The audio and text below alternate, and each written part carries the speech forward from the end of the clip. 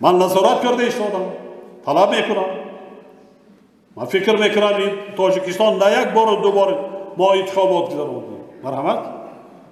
کمبودی در کجای باشد؟ هست ارگانهای صلاحیت‌دار کمبودی را برطرف سازند.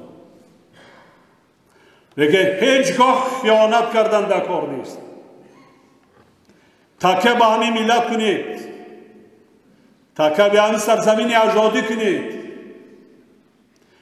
جای نماز که پرتافتین نماز خواندین رو به قبله، فاتحه را در حق همین ملت همین سرزمین کنید. شما دیگر نگیرید.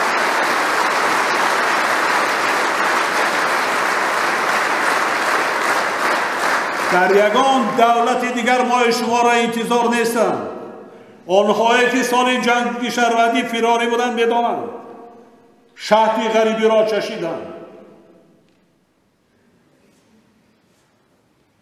من این را آگاه کرده ایستادم. دولت آماده است. وظیفه دولت تامین کردن امنیت، ترتیبات جمعیتی. من باوری کامل دارم مردم ما علاقه سطحی معرفتی و حقوقش خیلی پیشرفته است. همه حزب و سازمان هایی که هست خیلی جوان هستیم.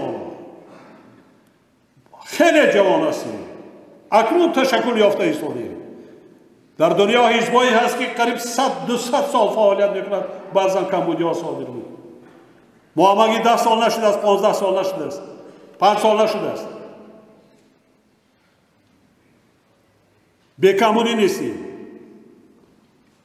با احساسات داده شدن در کار نیست.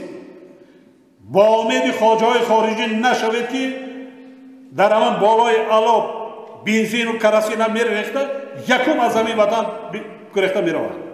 ما شما باید میمونیم. رسما آگاه کرده ایستیم. ما چه شدیم همش؟ همه مسئولیت‌ها را داشتیم.